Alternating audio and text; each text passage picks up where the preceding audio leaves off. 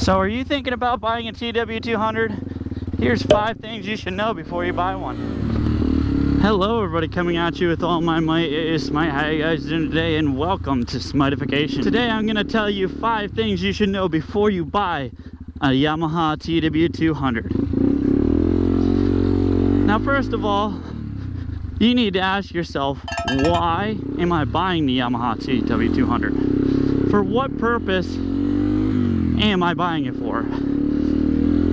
Are you buying it because you want a back road farm dual sport, or are you getting something that you want to really rip and tear? You want high performance?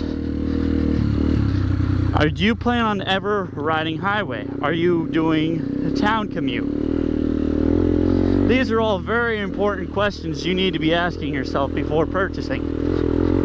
And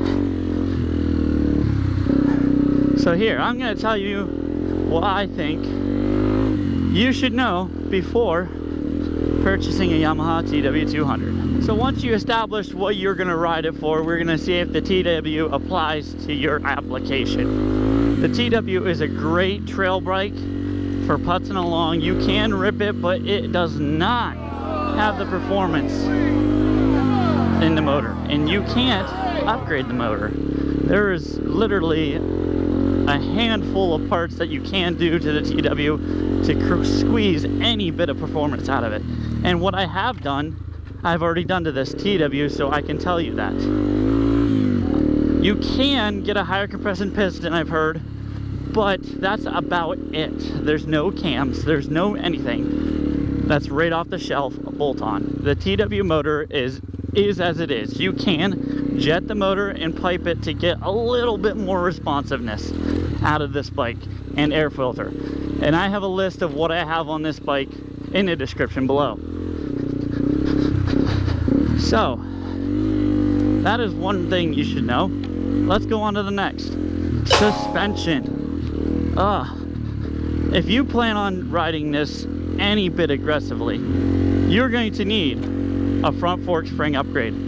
The forks on this sucker are garbage. And I'm sorry, a lot of people sugarcoat this. This bike is a cheap bike. It's not gonna have the high performance parts of your higher dollar models on it.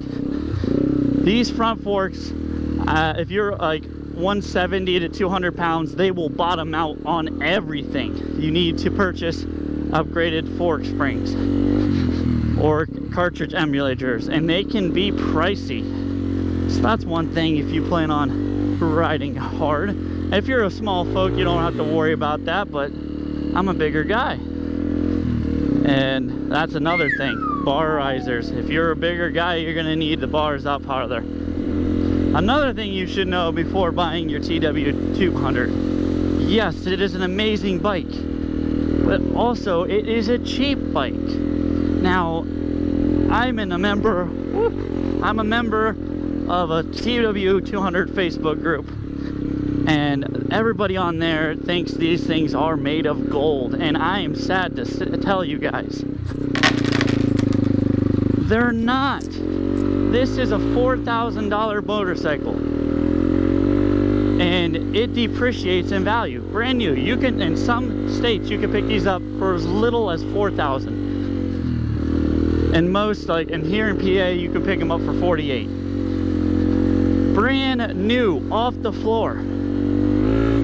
And then people are selling old bikes for top dollar, and they're not worth it. I don't care what they tell you. A 30-year-old bike is not worth it when you can dump out another grand and buy a 30-year-old newer bike. I bought this several years back. This is a 2009 Yamaha TW200. It had, well, 4,000 miles. Oh, I just hit a rock.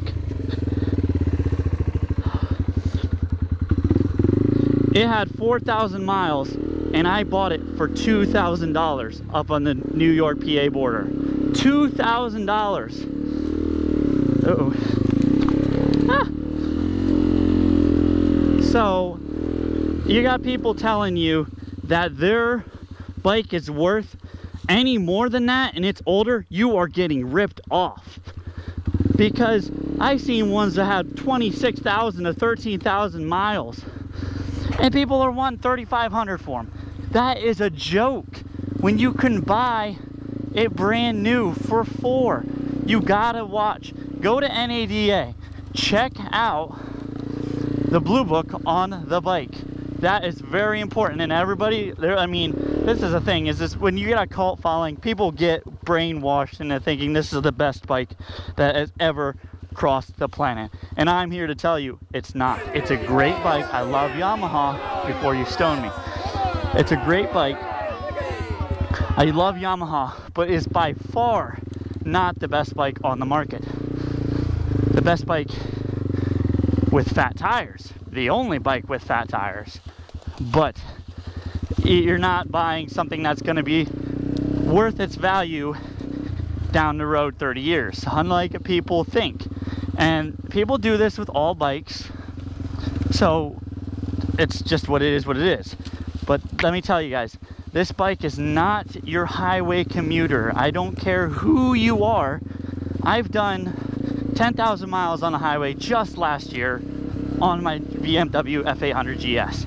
And I'm here to tell you, the world is insane out there. So for someone to tell you that it's a good idea to take one of these on the highway, they are freaking insane. Because the highway is scary. You are about, maybe, you don't even sit as tall as a car, like at all. You sit like half the height of a car. You are a blip on anybody's radar. Not even, I mean, you're just a microscopic organism, and you want to be riding that on the highway. I've had people cut me off on my GS with giant bright headlights. You know, you can't miss the sucker, and people cut me off. So you want to go smaller and slower. You can't, this thing cannot get out of its own way on the highway. Yes, and people, and it's a 200cc motor, guys. Oh, there's a big tree. It's a 200cc motor. It is, I don't care who you are, it's not meant for the highway. Can it do highway? It can go on it because it's legal. It's legal to, but it is far underpowered for the highway. I would never suggest anybody to take one of these on the highway at all. And there are some crazies that do it. And they're crazy because it's dangerous, extremely dangerous. Like I said, there's just not enough motor to be pushing highway speeds. And now I'm not picking on just the TW200. I believe all the 250s do not belong on the highway at all. So I'm not just picking out Yamaha's TW. I'm picking on everyone's bike. It's a dual sport. It's meant for back roads and farm use, in my personal opinion, and stuff like this. Now, I'm not saying this just to be a troll. I have one. I love it. I'm riding it. But I just as a cult following, the people that brainwash others into thinking this bike is the best thing since sliced bread. It's not. And you just need to accept it. The fun part about this bike is riding it. And that's the thing you just got to accept. You got to learn to accept it. It is what it is. It has big fat tires. It's fun when you throw a four-wheeler tire on the back and ride it through the mud. And that's what I bought this for. I bought it so I could put a giant four-wheeler tire on it and rip around. So there you have it, folks. There's my 2 cents and my knowledge. Now, I'm going to go into a little bit of backstory so you know where I'm coming from. Like I said, I bought this bike for $2,000. People want way more. When I go to a bike and buy a bike, I look at the book value. You do not pay higher than the book value unless there's actual value. If someone slaps aftermarket parts on, they're worthless. They might as well have a stock bike. So when someone says, oh, I have $32,000 worth of engine work on an $800 bike, you know how much that bike's worth? $800. If you pay any more, you are getting ripped off. Now, I have bought and sold several bikes. This is not my first time, and this is where I'm coming from, the way of experience. And let me tell you what, the DR650 guys are just like the TW guys. They all think their bikes are made of gold, and they are not. You just have to come to terms with that, and as soon as you do, you have a great bike. But just don't rip someone off because you think your bike is made of gold. But if you do, that's on you. But I'm here to inform everybody else who wants to have a wonderful little bike but not get ripped off. Like I said, I made a great deal on this. It was in the range, in the ballpark. This bike actually booked for 24. I paid $2 for it. But that's the thing, is it booked for 24? You got to look at the book, then go from there. And I bought and sold many of bikes.